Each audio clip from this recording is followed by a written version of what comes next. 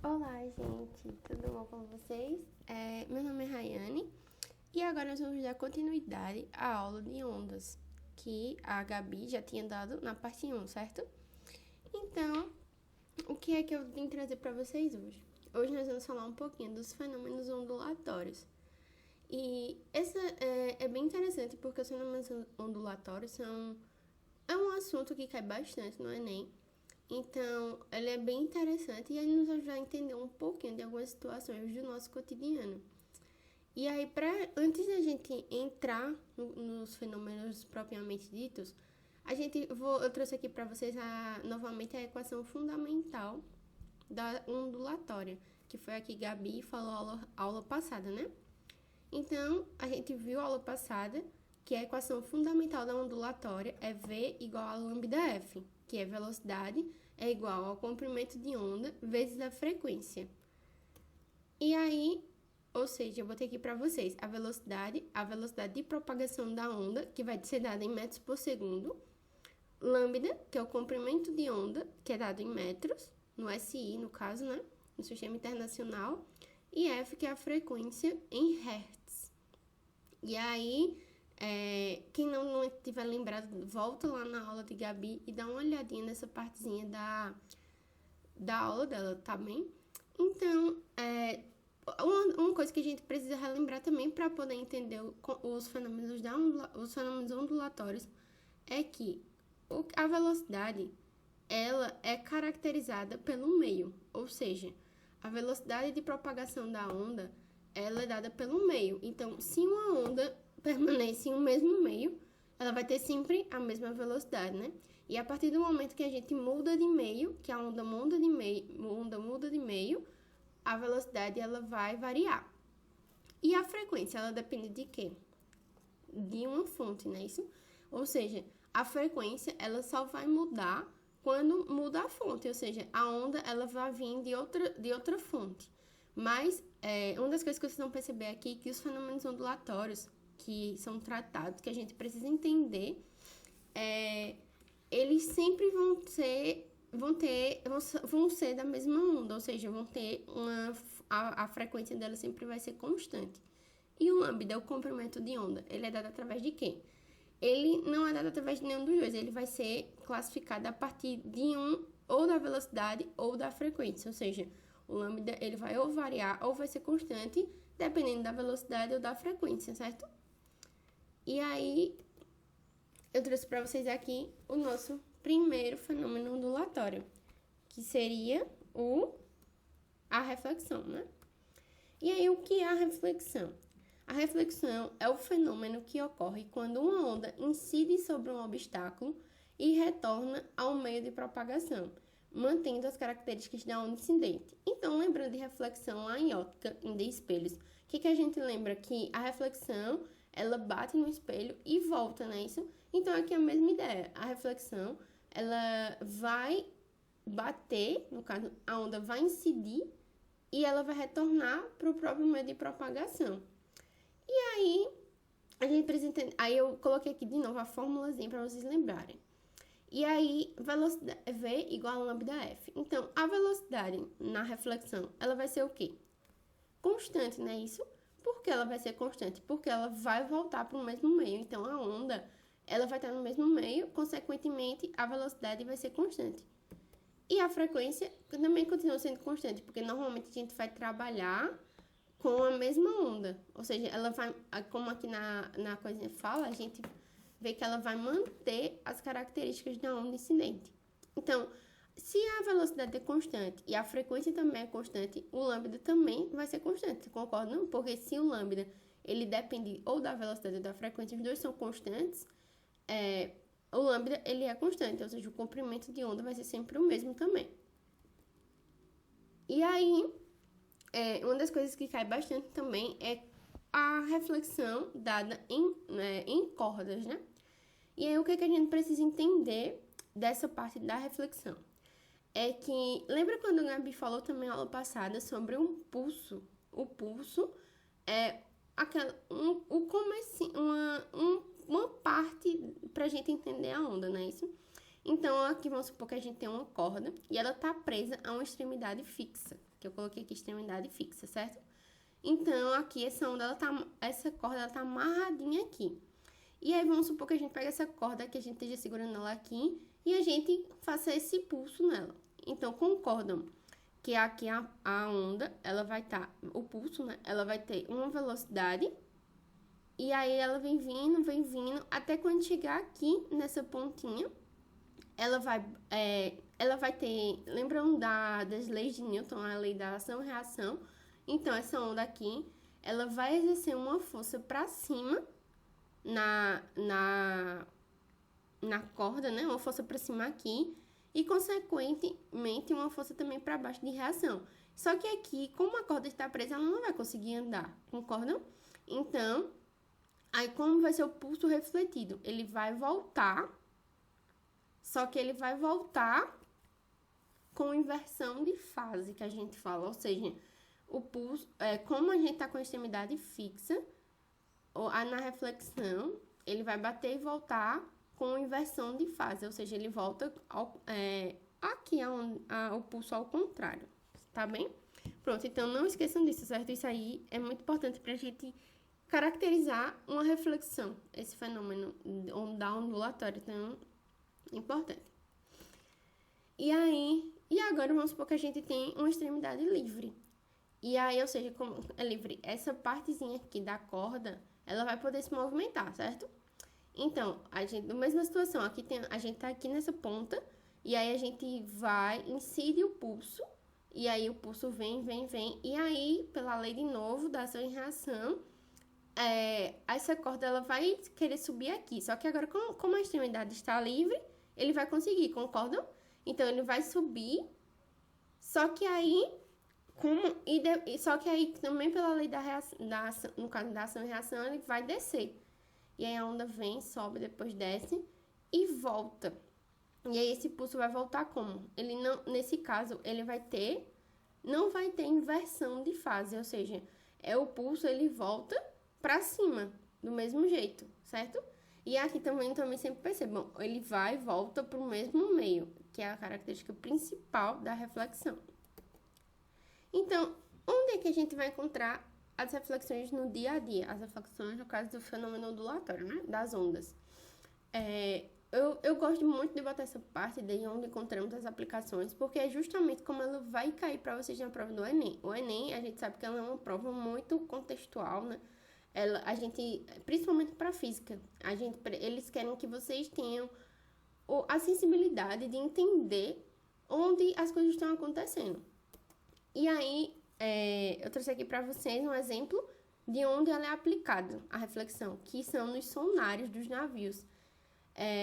Para o navio conseguir se locomover, no caso, né, assim, sem bater em nada, por exemplo, o Titanic que bateu no iceberg, né, eles já sabiam antes que ia bater, não foi de repente, assim. Só que como foi uma falha lá no Titanic, né, eles não conseguiram perceber antes. Mas o sonar do navio tem essa característica, fazer com que o navio vejam as coisas que tem no mar e consigam, antes mesmo de acontecer, eles consigam desviar desses obstáculos. E aí, o sonar, ele tem a função de incidir essa onda, e aí ela vai refletir quando bater em forma de eco, que a gente fala, né? Ela vai refletir de volta para o navio. E aí, aqui a gente concorda que a gente vai ter uma velocidade, e quando ele bater aqui e voltar, a gente vai ter essa mesma velocidade, que foi até falado também na aula passada, né? E aí, quando a gente tem essa mesma velocidade, a gente tem também a velocidade, no caso, a gente sabe aqui que é a velocidade do som, não é isso? E aí, a velocidade do som, e ele vai e volta, ou seja, ele vai ter um deslocamento para cá, um deslocamento para cá, que consequentemente vai ser o mesmo deslocamento. Por quê? Porque a velocidade ela é constante, ela não vai mudar. E aí, a gente tem como encontrar pela formulazinha da velocidade é igual ao deslocamento sobre o tempo, lembra? Das nossas primeiras aulas de física, no caso, né, de movimento. E aí, no caso, como é sobre o tempo, a gente consegue encontrar o tempo, a partir do tempo também, a gente consegue encontrar aqui qual vai ser o tempo, tipo, a partir do tempo que a gente tem a velocidade do som e o tempo que ele foi e voltou, a gente consegue saber essa distância aqui, certo? E aí uma coisa interessante também, a gente tem animais que eles são chamados, no caso, né, de biosonares, que são os morcegos e os golfinhos. E aí eles têm isso naturalmente no corpo deles, que é essa mesma ideia do sonar do navio, só que o deles é biologicamente. E aí quando volta para eles em forma de eco, o cérebro deles forma um mapa, como se fosse um mapa mental, e eles conseguem, por isso que eles conseguem ser ótimos caçadores à noite. No caso, eles conseguem, a gente fala que eles enxergam muito bem à noite, né? Mas justamente por causa do som que eles emitem, o golfinho e o morcego, e aí eles conseguem descobrir a uma certa distância onde estão suas presas e tal. Beleza? Bom, gente, agora nós vamos ver o nosso segundo fenômeno ondulatório, que é a refração. E aí, o que é a refração? É o fenômeno que ocorre quando a onda passa de um meio para outro de características distintas, tendo sua direção desviada. Ou seja, a refração é o contrário da reflexão, né? No caso, a onda vai passar de um meio para outro. E aí, quais são as consequências em cima da equação fundamental, né? Se ela passa de um meio para a onda, o que vai acontecer com a velocidade? Isso, ela vai se tornar variável, né? Porque a gente sabe que quando a onda passa de um meio para o outro, a velocidade varia. E a frequência, ela vai continuar constante. Por quê? Porque a gente vai estar falando da mesma onda, ela vai estar vindo da mesma fonte, beleza? E o lambda, o comprimento de onda? Lembra que eu falei para vocês que o comprimento de onda, ele vai depender da velocidade e da frequência, não é isso? Ou seja, no caso, se a frequência está constante e a velocidade está variando, o lambda vai variar em relação à velocidade. Ou seja, o quanto a velocidade variar, o lambda também vai variar. E o que a gente lembra da matemática também aqui? Que quanto maior for a velocidade, maior vai ser o lambda, não é isso? Pela fórmula aqui, porque eles vão ser o quê? Diretamente proporcionais. E quanto menor for a velocidade de propagação da onda, o comprimento também vai ser menor, certo? Porque aqui eles são diretamente proporcionais. E aí, o que é a refração? Na corda, né? A gente viu a reflexão na corda, agora a gente vai ver a refração. Então, aqui eu trouxe a corda A e a corda B, para vocês entenderem melhor. Como ele vai mudar de meio, né? Como na refração muda de meio, a gente tem aqui na corda A uma corda menos densa, né? Mais fina, de um material mais leve, e uma corda bem mais densa. E aí, vamos supor que a gente vai incidir aqui esse pulso. E aí, o que vai acontecer quando a gente incidir esse pulso aqui com certa velocidade, que a gente chamou aqui de VA? Ele vai bater aqui na corda B, só que a corda B ela é mais densa. Então, ele vai meio que se comportar como uma extremidade fixa. Que aí, aqui a gente vai ter, no caso, de novo, o fenômeno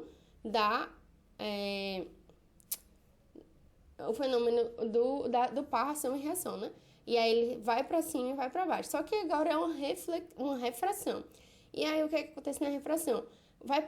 O pulso refratado, ele vai passar e também vai voltar, nós também vamos ter um pulso refletido. E a gente viu que quando é refração, a velocidade muda. Então, aqui o pulso refratado, ele vai ter agora uma nova velocidade VB, diferente da velocidade VA, concordam?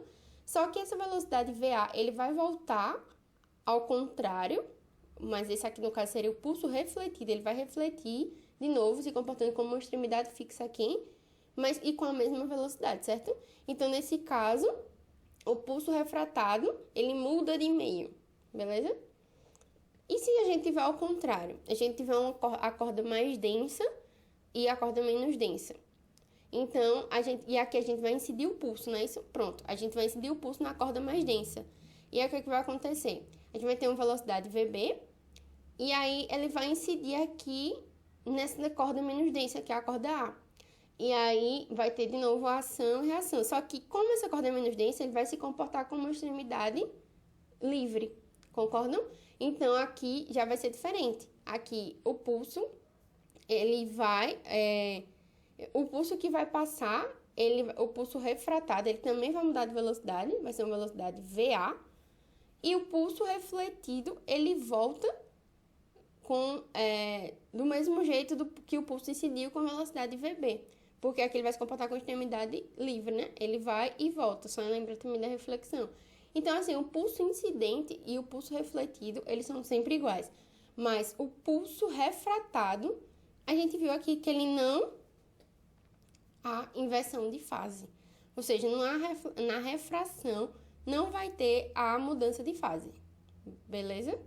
O pulso refratado, no caso. Mas a gente tem o quê? Mudança de velocidade, certo? Não esqueçam isso. Vocês precisam estar com isso bem fixo na cabeça. E é onde a gente vai encontrar agora a refração. A refração, a gente consegue entender agora o porquê de quando a gente vai pra praia e tal, a gente percebe que as ondas, elas ficam bem maiores aqui no cantinho, não é isso? Aqui, quando ela vai chegando na praia, a onda, ela tem um momento aqui, no raso, que ela é bem maior do que quando ela tá vindo aqui, ó. Então, por que isso acontece? O mar, a gente sabe que o embaixo do mar, ele é totalmente... o solo dele, né? É totalmente diferente, assim, ele aqui para ele ir do fundo pro raso, tem uma declividade. E aí, ou seja, aqui, quando a onda vem aqui, vamos supor que nessa partezinha, ele vai mudar de meio, porque vai sair, por exemplo, aqui é como se a gente considerasse que ele mudasse de meio essa onda, né? Então, a partir do momento que a onda bate aqui, nessa parte, ela vai perder velocidade. Concordam comigo? E aí ela perde velocidade, e aí quando ela passar de um meio pro outro, aí a velocidade vai mudar aqui. E aí a gente vai ter... Lembra que eu falei que quanto menor a velocidade de propagação, menor o comprimento de onda. Então, o comprimento de onda, que é a distância de uma crista para outra, lembra?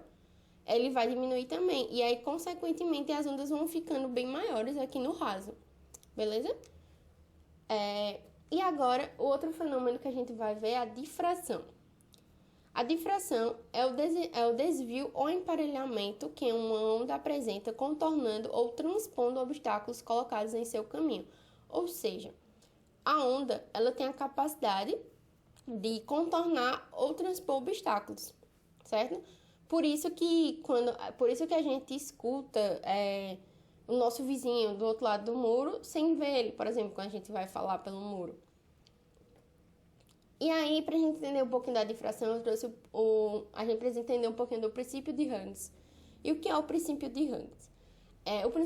No princípio de Hughes, ele fala que cada ponto de uma frente de onda se comporta como se fosse uma nova emissora de onda. Ou seja, o que é uma frente de onda? Vamos supor que a gente aqui tem um alto-falante e aí tem umas ondas emitindo.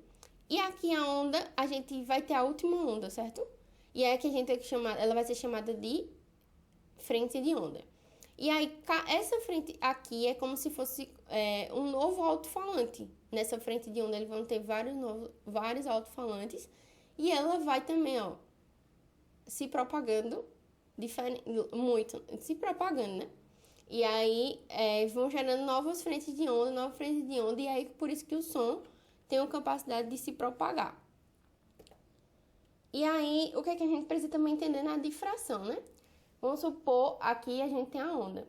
E aí a gente tem aqui um obstáculo e tem essa frestazinha, né?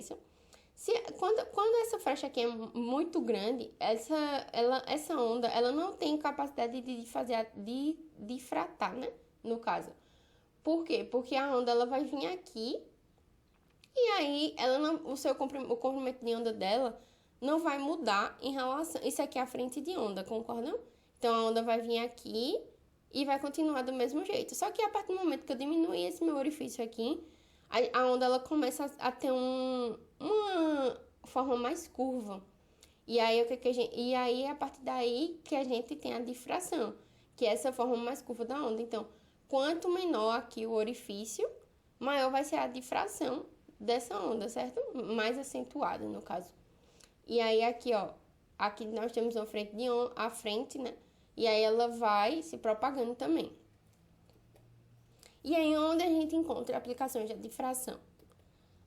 Como eu falei para vocês, quando a gente conversa com o vizinho, né? A gente consegue conversar com ele mesmo sem ver ele, sem eu ver, né? A gente sabe que também que a luz também é um comprimento que emite uma onda, né? Mas só que o som, ele tem essa capacidade da difração. Vocês também vão ver aulas mais pra frente um pouquinho sobre o som melhor. E a doutora Secantirinha pra vocês que fala, Armandinho, esqueceu dos vizinhos? Aí ele fala, claro que não. Até aumentei pra eles ouvirem.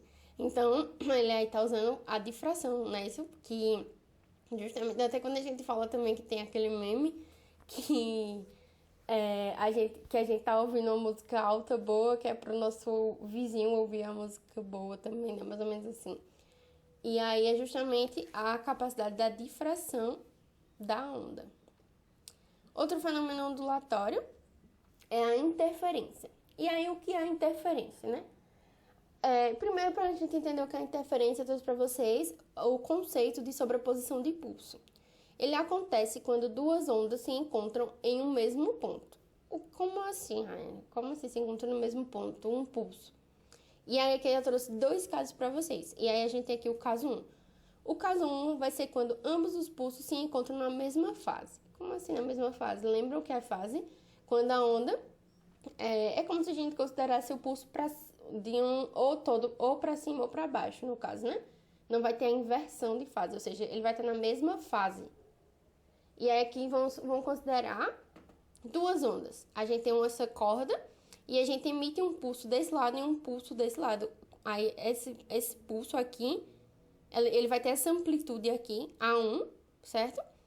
E aí ele vem aqui com essa velocidade. E esse outro pulso vai ter essa amplitude A2 e ele vai vir aqui com essa velocidade. E aí, quando eles se encontram, o que é que vai acontecer? Se a gente tem duas ondas. No caso dessa, a gente tem que lembrar também que essas ondas elas vão estar... ou seja, essa onda é a mesma corda, né? No caso. E aí, quando eles se encontram aqui, a gente vai ter uma maior amplitude, ou seja, o A1 e o A2, eles vão se somar. E a gente vai ter um pulso bem grandão, certo? Ou seja, aqui eles vão se somar, no caso, quando eles estão na mesma fase. E aí, o que acontece depois? Aí a onda 1 continua o seu caminho e o pulso 2 continua o seu caminho com a mesma velocidade, como se nada tivesse acontecido. Então, a única coisa que vai acontecer vai ser quando eles se encontrarem, que a sua amplitude vai amplificar. Isso é a interferência, certo? E aí, a gente vai chamar essa interferência de interferência construtiva. Por quê? Porque a gente somou, né? A gente teve uma maior amplitude da onda. E aí, qual é o caso 2? O caso 2 é quando os pulsos se encontram em fases opostas. Como assim? No mesmo caso, só que agora a gente vai ter um pulso inverso do outro. Sim, só para lembrar que no caso 1, se os dois estivessem para baixo, também se somaria, certo? Se os pulsos estivessem para baixo, os dois para baixo, no caso. Só que aí eles se somariam para baixo, beleza? Lembrem disso.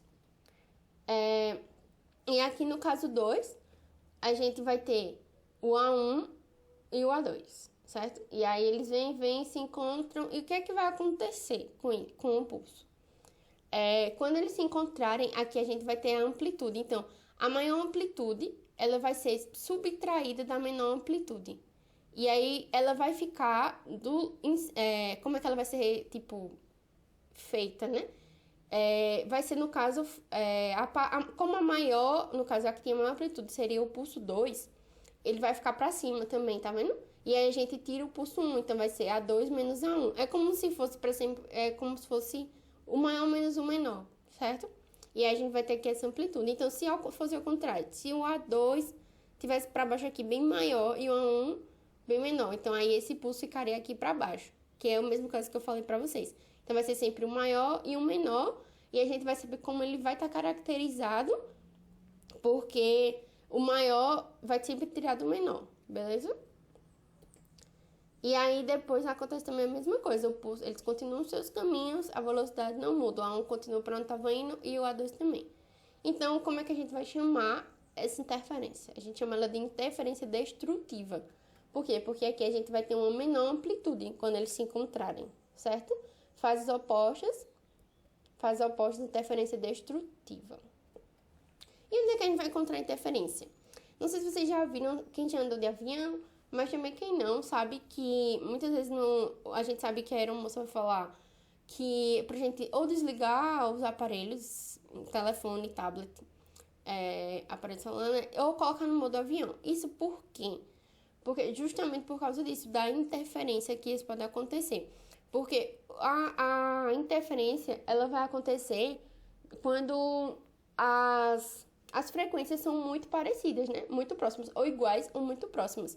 Então, se chegar em um momento que os radares ou as coisas do avião, que os aparelhos de avião são, no caso, ondas de rádio, né? E o celular da gente também é onda de rádio. Então, pode sim ter um momento que essas ondas vão ter uma frequência muito igual ou muito próxima. E aí pode acontecer de que perca algumas coisas, porque a amplitude, em algum momento, elas vai aumentar, vai se somar ou se subtrair para ser construtiva ou destrutiva, e aí vai alterar o entendimento lá do avião, né? Para que ele foi construído, para que estejam pessoas no solo também entendendo o que é que está acontecendo, o que é que está se passando lá em cima. Então, lembrem disso, que a aplicação da interferência, lembre sempre do proibido celular no avião. O outro fenômeno ondulatório que eu trouxe para vocês é a polarização. A polarização é o fenômeno no qual uma onda transversal, vibrando em várias direções, tem uma de suas direções de vibrações selecionada, enquanto as vibrações das demais direções são impedidas de passar por um dispositivo, que esse dispositivo é chamado de polarizador. Então, como assim? Eu não entendi nada. Primeiro ponto que eu quero deixar aqui para vocês. Ela é um fenômeno na qual uma onda transversal. O que a gente lembra também da primeira aula? A onda transversal, ela é a onda caracterizada de qual onda? Da luz, não é isso? Então, a onda, no caso do som, ele não tem a capacidade, não existe fenômeno ondulatório de polarização no som, apenas na luz. E aí, o que é que acontece aqui, ó? Vamos supor que a gente tem aqui essa onda e a gente está movimentando ele de várias formas e ele tá assim, tipo, de vários lugares, ou seja, em várias direções. E aí eu tenho aqui como se fosse um pedacinho de alguma coisa com esse furinho, assim, certo? No caso, na horizontal. E aí, quando ele bater aqui, essa onda ela vai ser transmitida assim, ó. No caso, incidida, desculpa. Assim. E aí, esse negócio, esse coisinha aqui que eu falei pra vocês, ele é um polarizador. E aí, a gente coloca outro polarizador com a frestinha na vertical. E aí, aqui, ó, a gente não tem mais essa vibração. E aí, é por isso que, no caso, a gente sempre vai ter o polarizador. Um que vai estar assim, atuando, né? Pra tirar essa parte horizontal e a outra vertical, beleza? Então, a polarização, ela é isso aí, tipo, ela vai estar em várias direções e vai ter um momento que depois vai estar só em uma direção e quando botar na outra direção contrária vai ficar só retinho aqui. Ou seja, a vibração, ela vai ser impedida, né? E aí, onde é que a gente encontra a polarização? Nos óculos 3D. E aí, essas lentes dos óculos 3D, elas são polarizadoras. Ou seja, quando a gente tira o óculos, a gente percebe que a imagem 3D no cinema, né? A gente vê que ela é toda distorcida. Então, justamente isso. Ela é distorcida para que quando passe pelo óculos, o polarizador, a lente, né? Polarizada, ela consiga enganar a nossa mente. E aí a gente consegue ter a imagem 3D, porque no caso, o nosso cérebro a gente já consegue ver em 3D, né? A gente já vê tudo em 3 dimensões. Então, quando essa onda é emitida lá na tela, ela engana o cérebro através dessa polarização. E aí essa onda vem da forma mais clara para o nosso cérebro, no caso, na forma 3D, né?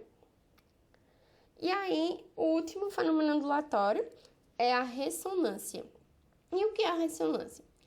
A gente precisa lembrar e saber que todo o corpo ele tem uma frequência natural de vibração. E através dessa frequência, o corpo consegue absorver mais energia na forma de vibração. Ou seja, o que seria mais ou menos isso? O que é a ressonância, né? Ela é o fenômeno que acontece quando o sistema físico recebe energia por meio de excitações de frequência igual a uma de suas frequências naturais de vibração.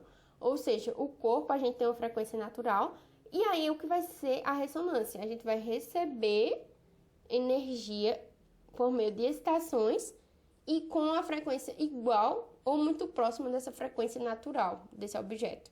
Ou, desculpa, desse corpo, né? E assim, o sistema físico passa a vibrar com amplitude cada vez maiores, ou seja, as agitações maiores nisso. E aí, onde é que a gente encontra a ressonância, né? No forno de micro-ondas.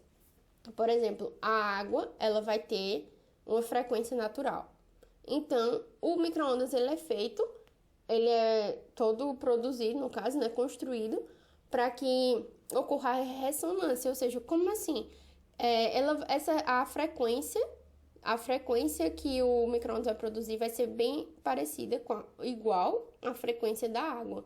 E aí a gente consegue ter amplitudes maiores e aí a agitação das moléculas da água, né, vão ser bem maiores. E a gente sabe que que a gente viu em calorimetria e nessa parte de calor, que o calor é a agitação, né, das moléculas. E aí é assim que o micro-ondas funciona, através da ressonância. Também temos a ressonância magnética, que é aquela que a gente faz e a gente consegue ver várias coisas que estão acontecendo dentro da gente. Justamente por isso, porque nosso organismo, ele é formado de várias coisas, né? Células, ossos e afins. E aí, cada coisa que tem dentro da gente tem uma frequência. E aí, essa ressonância magnética, ela é feita através dessa frequência, né, de ondas, que vai formando a imagem. E outro exemplo é o violão, que aqui quando a gente coisa uma corda do violão, né, toca, no caso, essa caixa acústica aqui, a caixa do violão, é através da ressonância de uma mesma frequência, ela consegue produzir o som, beleza? E aí, outro exemplo, aqui um caso que eu trouxe pra vocês, já trazendo vocês pra engenharia, foi o caso que aconteceu na ponte Tacoma Narrows, que eu não sei se isso faz muito tempo, mas talvez alguém já tenha visto vídeos por aí, que foi um exemplo da ressonância, tipo, do quanto a gente precisa entender, estudar ressonância para a construção civil em si. E o quanto ela também é útil, né, pra gente, a construção civil. E aí, ó, quero que vocês vejam um pouquinho desse vídeo.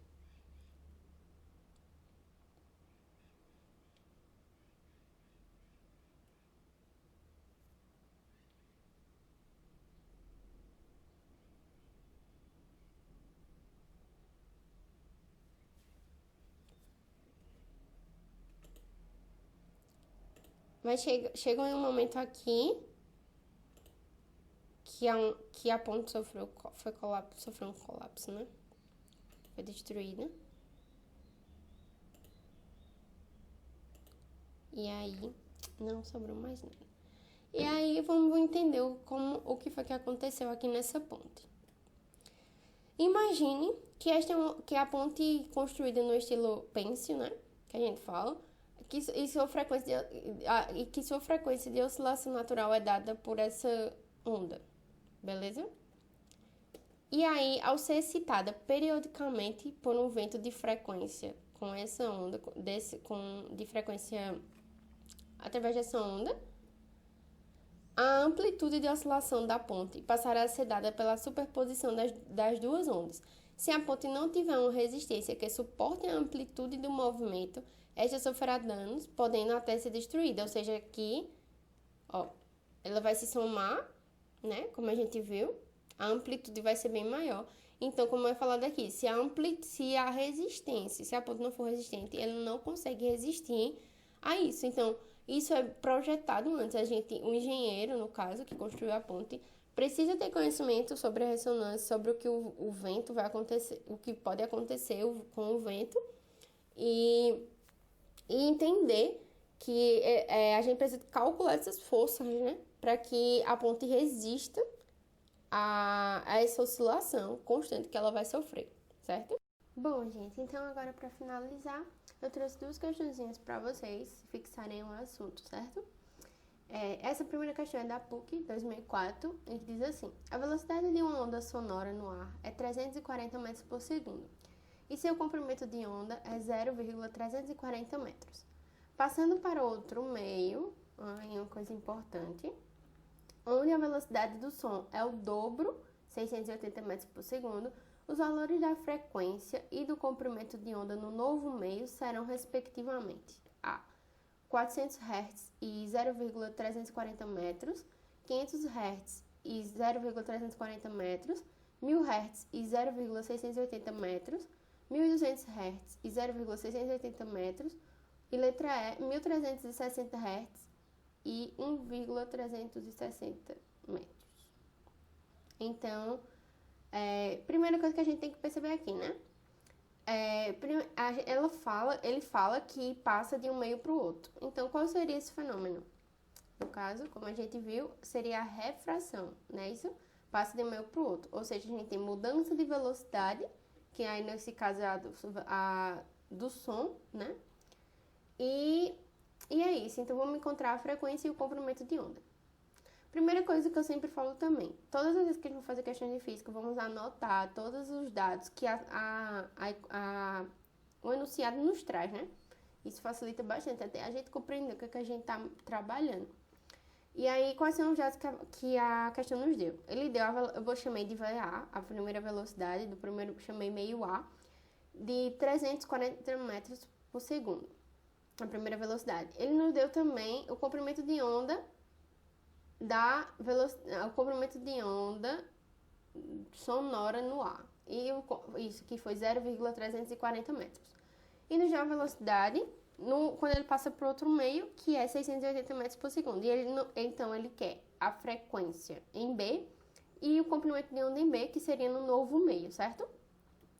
Então, como eu falei para vocês, quando a gente passa de um meio para o outro, a gente tem qual fenômeno? A refração. E então, uma coisa que a gente tem que lembrar, na refração, a velocidade, ela varia, mas a frequência, ela é o quê? Constante. Isso mesmo, a frequência, ela é constante, porque aqui também está se referindo à mesma onda, certo? Ela só passou de um meio para o outro. Então, a gente sabe que a frequência de A vai ser igual à frequência de B. Então, se a gente achar a frequência de A, a gente vai ter a frequência de B, concordam? E como é dada a fórmula? V igual a lambda vezes F, que eu chamei VA é igual a lambda A vezes FA. E aí VA vai ser 340, o lambda A 0,340 vezes a frequência em A. E aí a gente tem aqui, né, aquela equaçãozinha básica do primeiro grau, e agora a gente vai passar dividindo, que vai ficar FA igual a 340 sobre 0,340. E aí, fazendo essa divisãozinha, eu trouxe um jeito aqui mais simples pra vocês. Quando a gente vê coisa com vírgula, a gente já fica meio aperreado, né, e tal, fração, vírgula, não sei o quê. Então, concordam, eu sempre gosto de pensar, quando estou trabalhando com vírgula, em dinheiro, porque a gente nunca erra, né, conta de dinheiro.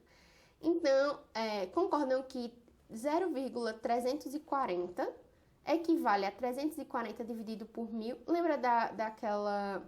na regrinha básica da fração, né? Quando a gente divide por 100, por 1000. Por 1000, se a gente tem 3 zeros, só a gente voltar 3 casas, porque tá dividindo.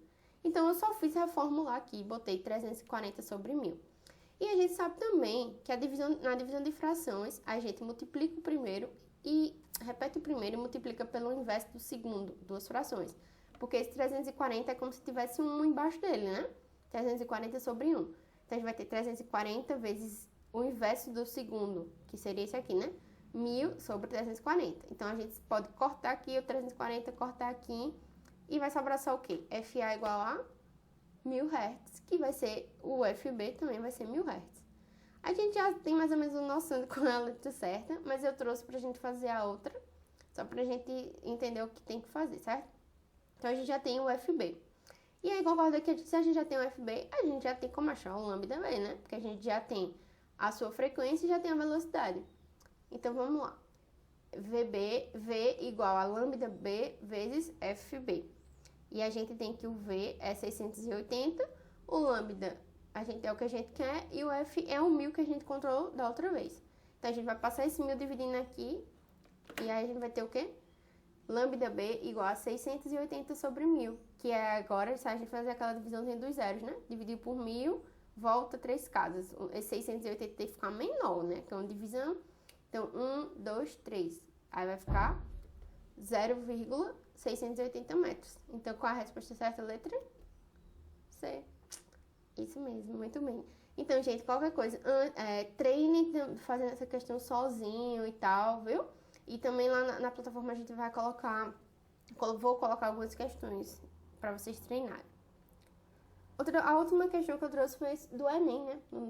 Que é o nosso foco principal aqui. E aí a gente já viu um textão, que já dá aquele desespero, mas a gente vai ver que ela é bem tranquila. A gente só precisa, no caso, vocês vão ver que o fenômeno ondulatório, a gente sabe menos conceitos de cada fenômeno, a gente consegue fazer tudo muito fácil. E eu trouxe pra vocês, sim, só lembrando também, são 6 fenômenos, certo? Então lembre disso, são 6 fenômenos básicos que a gente precisa entender como acontece no dia a dia e quais são as peculiaridades de cada fenômeno, beleza? Bom, as moléculas de água são dipolos elétricos que podem se alinhar com o campo elétrico, da mesma forma que uma bússola se alinha com o campo magnético. Quando o campo elétrico oscila, as moléculas de água fazem o mesmo. No forno de micro-ondas, a gente está falando de que aqui? Já tem uma noção, né? A frequência de oscilação do campo elétrico é igual à frequência natural de rotação das moléculas de água, frequência natural. Outro conceitozinho que a gente também viu na aula. Assim, a comida é cozida quando o movimento giratório das moléculas de água transfere a energia térmica às moléculas circundantes. Ou seja, o movimento giratório transfere energia térmica. Beleza. Então, o que é que a gente está falando aqui? A propriedade das ondas que permite, nesse caso, um aumento da energia de rotação das moléculas de água é a letra A, reflexão, letra B, refração, letra C, ressonância, D, superposição ou E, difração. Letra C, ressonância. E por que não os outros? Reflexão é aquele que a gente sabe que bate e volta para o mesmo meio. Refração muda de meio. Ressonância é o que a gente viu que acontece no micro-ondas, que seria que, quando ele fala de frequência natural, que todo o corpo tem uma frequência natural. Então, dentro do micro-ondas, ele vai tentar atingir essa frequência natural para que tenha agitação, beleza? E a superposição também não tem nada a ver, né? Que a superposição está ligada à interferência, né? E a difração também a gente viu que era quando o som consegue se espalhar, né? Então é isso, gente. Espero muito que vocês tenham aprendido. Qualquer dúvida, só falar comigo ou com o Gabi. E o que vocês precisarem, a gente tá junto. Então continue se cuidando. Não vejo a hora de dar aula presencialmente para vocês de novo, tá bom? Beijos!